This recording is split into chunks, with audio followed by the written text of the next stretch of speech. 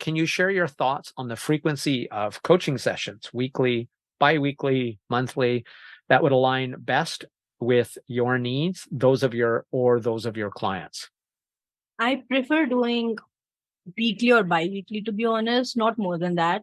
And the reason behind that being is when we introduce concepts, when we introduce ways or strategies to make it fun, strategies to manage stress, strategies to transform an organization, there needs to be some time for people to play around with it. There needs to be some time where people first listen to it, accept it, and then implement it. And so a week, at the most 2 weeks, is something that's really great for them to implement it and figure out what works best and what doesn't. Beyond that, I feel like there comes a point where they start to lose interest in it. And they're like, we did it for 2 weeks, so who cares? Right? They kind of start to lose interest, at least at the very start of the process and the project. Eventually, somewhere down the line, you can slow down the frequency, you can spread out the frequency. But at the very start, I genuinely prefer holding once a week or twice a week coaching sessions to kind of figure out what is working and what isn't working. And oftentimes, at least at the very start, when you introduce a concept, there is going to be a lot of limiting beliefs, such as, oh, this is how things are always done. And to work on those limiting beliefs, we kind of get started with working on the mindset. And so the first couple of weeks are kind of hard because you're literally battling something that was always known to you, that this is how things work, with, oh, we're bringing in something new. And so that transition can get a bit difficult.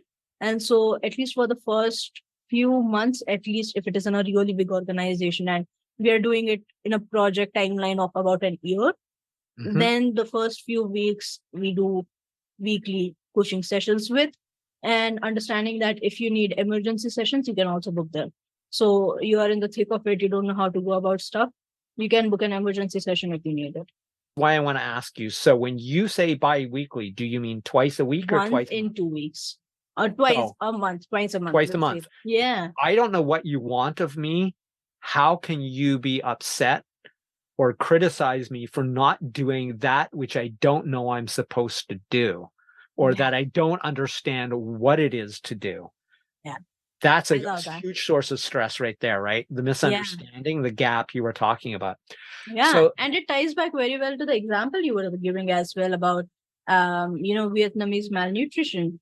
People assume that it's okay to get, like, don't all people make shrimp into their food? Oh, is this unique to us? Oh, we didn't know that. And so it's very simple as that. Is just the gap. I have no idea why it works. That does not prevent me from applying the solution without understanding the root cause. So it's interesting to break that paradigm to say you can have no damn clue what the root cause is and still fix it. So, you could waste a lot of resources trying to find a root cause that you don't even need to. If you got a solution, as long as it's not somehow dangerous, maybe the reason it works the way it does isn't really that important, because what do you want? Is your end result, I want a solution, or I want to know why the solution works? Yeah. Right? Most people want results. Yeah. No, I love that, because I think this is a trap a lot of people fall down into, is speaking from a stress management aspect. And with I work with a lot more individuals than I work with teams, because I love working with individuals. One of the things that I've noticed is they get hooked on to finding the root cause, and it's good. It's important, especially when it comes to stress, to understand what is leading you to experience this stress every single time a scenario like this comes up, so that you can kind of unwork and unravel that, and once again replace it with something else that works for you, a new belief system that works for you, or not a new thought pattern that works for you, a new perception that works for you.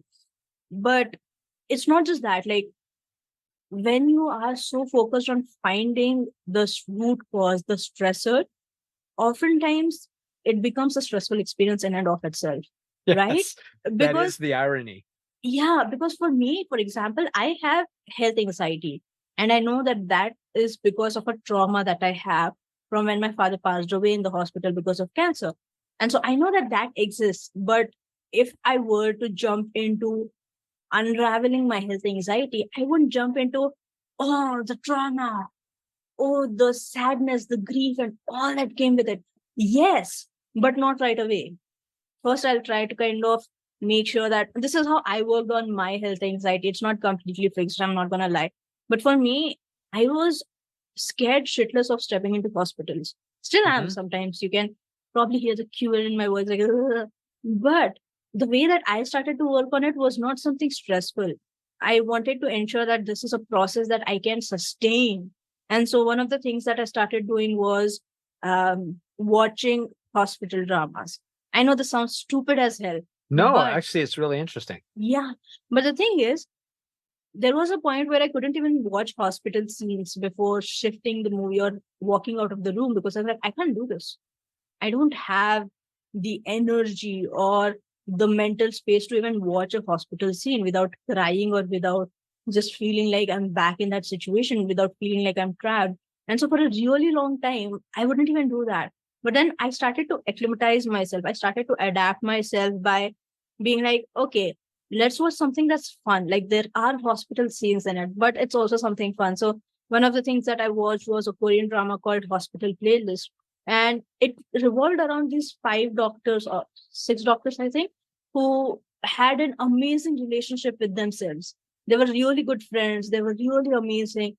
And it was really fun to watch them and their relationship.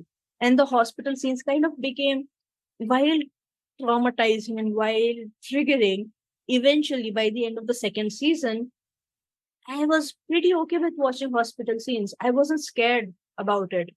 I wasn't like, I need to run away from it. Right. And so slowly but surely, I started to acclimatize myself with it. The next step was, okay, yeah, you know what I need to do next? I need to visit a clinic or I need to visit a hospital for the smallest damn thing, but still go. So I once had an ear infection, and so I went for an ear cleaning at the hospital. Still scared, still wanted to run away, but one step at a time. What you're talking about. Yeah. Is it okay if I interject something here? Yeah, go for it. What you're talking about is actually called desensitization. So it's a pretty recognized technique, and it's really good. There's actually a lot of situations where it's super effective. Cognitive behavioral therapy sort of flips that on its head, and it says, you can spend all your life crying about past things that happened. What's so brilliant about cognitive behavioral therapy is most of it is so simple, like thinking negative thoughts or remembering something negative over and over again is not helping you make your life better. And just saying, how is this helping me? How do I know this self-doubt is true? Things like that. It's so brilliant because most of it can be self-administered. Well, could you stop smashing your hand with a hammer? Oh, that would work. Exactly. No, I love that. And so one of the things, this is a book called Overcoming Phobias it's a practical guide by Patricia Furness Smith. This book was the starting of me working on my health anxiety, to be honest, because I wanted to read it out for managing stress and helping other people manage their stress, as well as helping myself manage their stress. And that book was the thing that introduced me to cognitive behavioral therapy. And here's the thing, I think, and it ties in so well with what we're talking about, work organizations and workplace culture and transforming it, is there are new theories, there are new practices that are constantly coming up that one up an already existing one.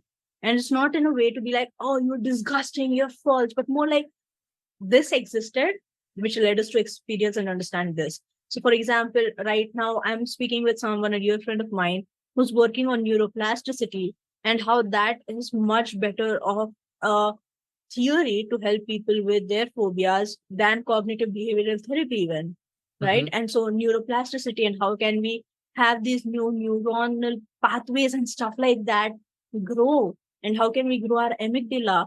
And it's so cool the way he talks about all of these things, and there is scientific proof behind it and how it is actually linked to yogis and to Chinese medicine and Oriental medicine and all of these things. It's pretty cool.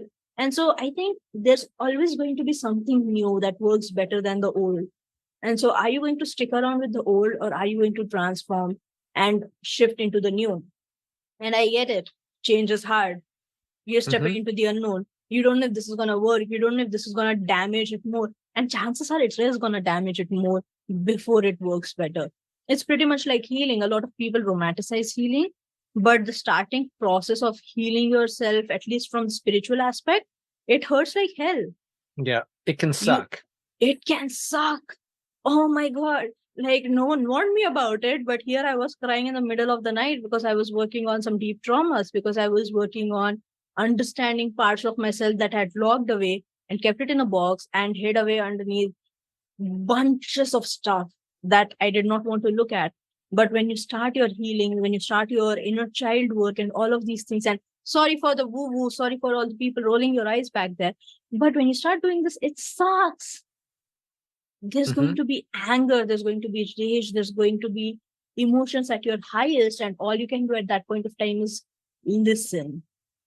All you can do is understand, because you're going to have questions, and this translates very well to workplace organizations. There are going to be questions from people who potentially quit and heard about, oh, how you're transforming workplace. And they're going to be like, why couldn't they do this when I was there?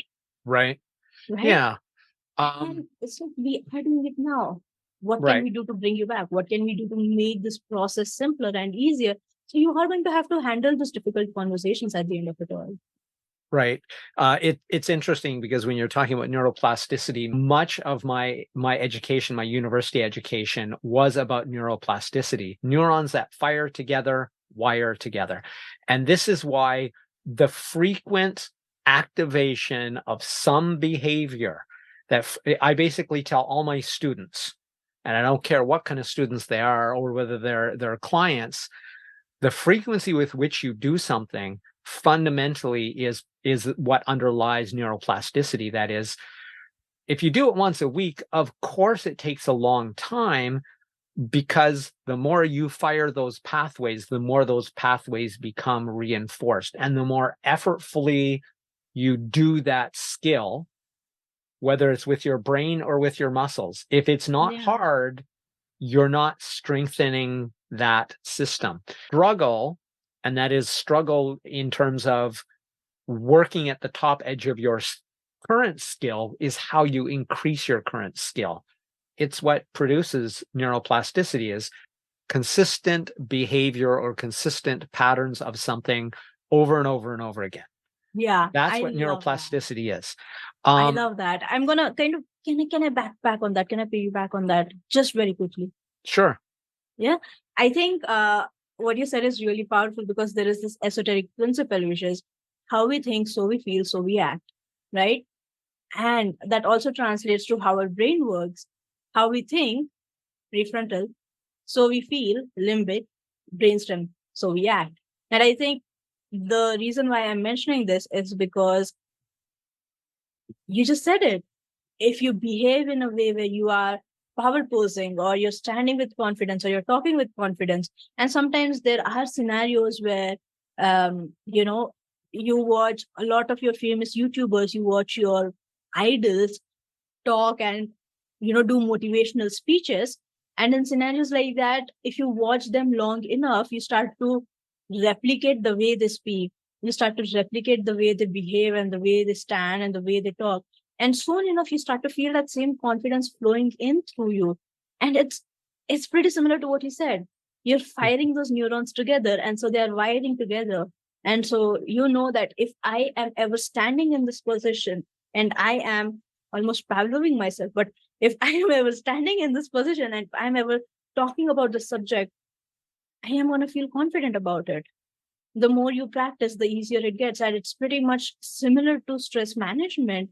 Is the more you manage your stress, the more you work on your stress management skills, the quicker your response time gets. You're not stuck in the stress response forever. You get out of it pretty quickly. You learn to notice the signs. You learn to notice how you respond to situations, and you learn to notice how your body responds to situations. You get out of it pretty quickly. And it's one of the fundamentals of neurological health. Like, this is like any kind of stress relief. It may not be meditation, but meditation's so great because anybody can do it regardless of their means, anywhere they want to do it. Of course, you can do different meditations, but by and large, it's just a matter of shutting your brain off and focusing singularly on the moment. Yes, I love that. It's all about awareness at the very core of it all.